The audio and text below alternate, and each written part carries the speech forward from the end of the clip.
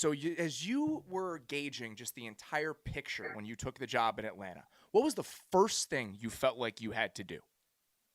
Well, it was really, you need to take your time and get in the building first because everyone has opinions from outside the building. And it's easy to look at the situation from outside the building and say, okay, these are the steps we need to take. And that's it, because you don't know. And that's why sometimes it can be hard for fans. It can be hard for media because you don't have all the information and you don't have all the details of what's going on. And all the, and those things obviously are important in the decision-making process. So the first thing was to, without, we have our different biases, but hey, let's get in the building. And me and Arthur talked about it. We need to get in the building and really get to know the people here and really get to know this roster and get to know and take our time and go through the process. And as we did that, we understand, look, the team was 4-12 last year, hadn't won in the last 3 years. And yet we have a very difficult cap situation that we're looking at. And we never wanted to, I know some people outside looking in would say, hey, you should strip it down and completely go through a whole rebuild. But that's not, like, if you know much about myself and where I'm from, or much about Arthur Smith and his mindset, rebuilding is not, that just doesn't make any sense to any of us. So you're not going to tell me that when we roll out there on Sunday or Monday or Thursday, whatever day it is, that we're not trying to compete and win every single game that we have an opportunity to play. And so rebuilding really isn't in our vocabulary. So we want to be able to put together a competitive team, but yet we have challenges in those areas. So it was about getting them to know the roster, getting in the building, and really understanding everything, that all the challenges that we had. And hey, let's put together a roster, but still we have to make decisions really in these next couple of years, converting contracts and doing some things that you don't want to do. It's not good business operation, but in the next couple of years, we have to do that just to fill the 90-man roster, just to sign your draft class. You're going to have to make some decisions you might not want to make, but we want to have balance. And we want to make sure we can do our best to put together a competitive football team. So, we have to make some tough decisions, and that's not going to change. Anytime you're in a leadership position, there's going to be some real difficult decisions. But we knew when we came in that we're coming here to put together a roster to go out and compete and win football games. And I'm sure when you're looking at the talent you guys have in the building, there's a temptation to not want to rebuild because there's a lot of talent, especially on offense. And after you guys draft Kyle Pitts, it even takes another step forward. But again, there are financial realities of this whole thing. So when you guys made the decision to trade Julio, what is the prevailing motivation there? What would you say is the number one reason you felt like you had to do that? Well, again, obviously a good player, and we wish him success in the future. But look, there were other football players that we moved on from as well, and whether we players that we had to cut or players that we decided not to re-sign. And again, outside looking in, that can be difficult sometimes, I would say, for fans and for media to say, okay, why do we move on from this player? Why do we trade this player? Why do we cut this player? But when you have all the information in the building, then you understand why all these things happen. But every decision we make, it is going to be for the betterment of the team, the betterment of the organization, right now and in the future. And sometimes you want to, again, one of the great things about Arthur Smith is his mindset isn't where you'll get some people that they're just worried about this season, this game, and it's hard. You want to have tunnel vision. It's hard to see the big picture and understand that big picture. Sometimes you can make decisions that could hurt you right now, but they're going to help you big picture in the long run. And so with us, we're always going to make those decisions. We're trying to build a championship roster, a championship organization that's going to have sustained success. We're not trying to get the very best team that we can get in 2021. We're trying to put together a team that's going to continue to win long term. And it's always going to be about team. It's never going to be about an individual unless we're talking about, whether we're talking about the locker room or we're talking about someone on the staff or myself, or it's never going to be about one person. Look, this team hadn't won in the last 3 years. So we have to make changes. It's not about one person. It's going to be about the team. And we're going to put together a smart, tough, highly competitive football team. And that's how we're going to win games. How do you think that decision benefits you in the long term? Is it financial? Is it giving other guys opportunities? Where do you see the hidden benefits of making a move like that? Well, it's everything. I mean, it's again. I don't want to specifically focus on just making that decision because there are a lot of factors in that everyone it's just not fair. The way we operate, we're gonna always be internal and keep things in house. So I can't always go through all the details of every decision we make, and I know you respect that, but it's one of those situations that when we looked at all the information and this is what was best for our team right now, and it's going to be best for our team in the future. So when you're looking at what you guys are going to do at number 4, obviously that balance of the present and the future again comes into play because a lot of people thought, will they take a quarterback because they're in a good position to do it when they might not be in the future. So when you were thinking about that timeline, when you made that decision, how did those two timelines come into play when you decided to take Kyle with the 4th pick? Yeah, so we spent a lot of time, obviously, on the quarterbacks, and we waited, and because I know that's where you always want to stack quarterbacks, and you don't ever want to be picking in the top 5 again. So you have to consider every possibility, and we did, and we always we went and spent a lot of time on the quarterbacks, evaluating them, and this was a unique year with 3 consecutive quarterbacks going 1, 2, 3. And do you know when the last time that happened was? It was like decades ago. It was sometime in like I can't even remember when it was. It was 1999. It's the year I graduated from high school. So it was Tim Couch, Donovan McNabb, Akili Smith, 1, 2, 3. And then there were 2 other quarterbacks that went around as well. It was Dante Culpepper went 11th, and then Cade McNown went 12th. Yeah, Cade McNown. Yeah. And so you see the Bears helmet behind me. Trust me, I remember. I see it, man. I see it. I know you're a Bears guy, man. But it's kind of unique for that to happen, for quarterbacks to just come off the board the way they did.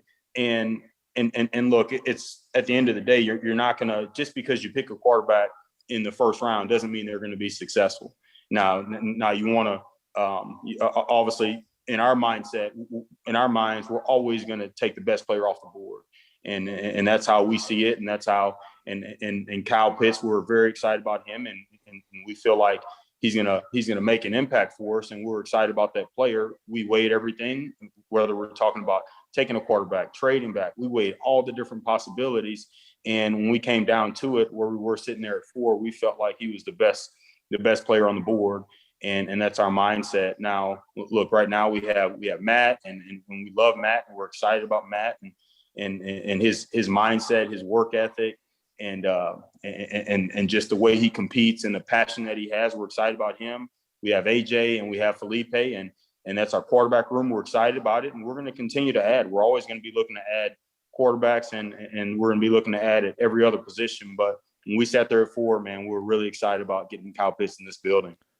One of the things I think part of the dialogue around that decision that I think is unfair to you guys is that you shouldn't pick a quarterback if you don't love him. Just because you have to have the opportunity to pick one in the top 5, if your staff isn't in love with the guy and there isn't total organizational belief in whoever's there, you shouldn't just do it because you're picking in the top 5. I think that's a route to a mistake. So I completely understand where the fact that 3 guys came off the board, that just because you have the opportunity to do it, it doesn't make it the right decision. I completely understand where you're coming from with that. So go ahead. Well, I was just about to say, yeah, and when you look at the history of the position, it's tough for those guys. It's tough for any first round pick, but particularly at the quarterback position. So when you look at the history, there's a lot in the graveyard, and yet it's about the team and where you are as a team. And so in another building, they could, from their perspective, they could see a certain quarterback or a certain position a different way. And so you just have to look at your building and where you are as a team, and where we are as a team. Kyle Pitts is the best player for us to pick at 4. Now, if another team was sitting at 4, they might have seen it differently, whether it's an offensive lineman or a quarterback or a different receiver. But it's about us looking at our building and going through the process and doing what's best for the Falcons. And we really believe that's what was best for us. Not a lot of other teams that quote unquote need quarterbacks have an MVP quarterback already in the building. So you guys were in a slightly different situation than some of those other kind of quarterback needy teams. So with Kyle, I'm really curious, in the process of you guys talking about him, when do you think you really zeroed in on him? What do you think was the timeline, and what do you think was the ultimate reason that you're like, you know what, that's him. That is the guy. Yeah, well, we just continue to go through the process, and it's a rare position to be in, being at 4 and really having a good feeling for what's going to happen in front of you, because we really did have a good feeling about that. And so that's just a unique situation to It's be in so because strange. I mean, it's it's unprecedented. It's very, so weird. yes, it is. Yes, it is. And so, but the entire process, he did check every box because obviously he has a rare skill set, and we love the skill set. We love what he can do.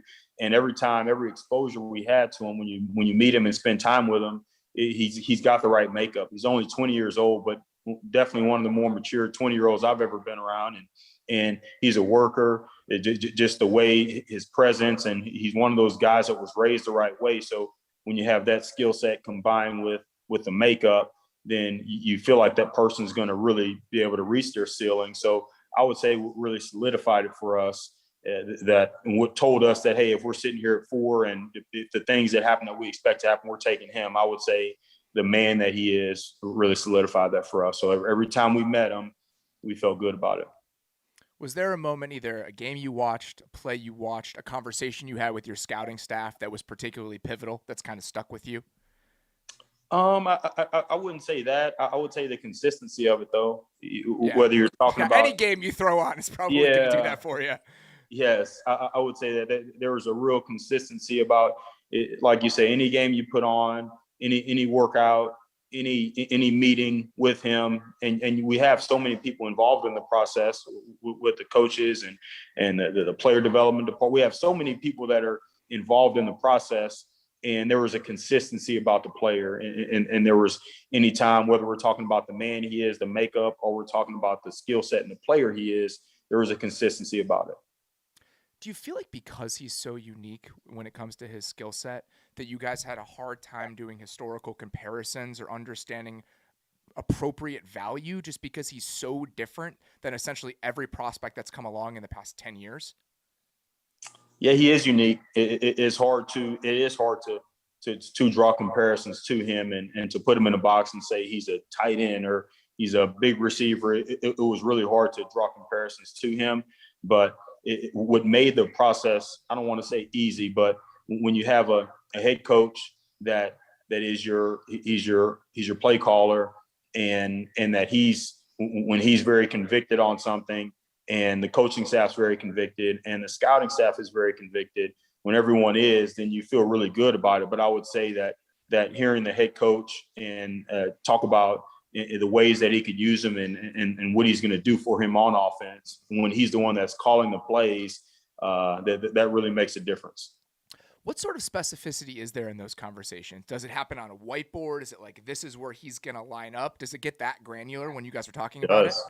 Okay. Yeah, it does. It gets that deep. It's from the whiteboard to just watching film and just we really get down to it. You spend so much time with these guys, and it's kind of, when you're talking about it, you see people's eyes light up, and that gets you really excited. I'm sure in your first year, that excitement, and again, that organizational buy-in, that's important. You want to feel like, especially when it's the first pick you're going to make, that everyone's moving in the same direction on it, just to get things started on the right foot.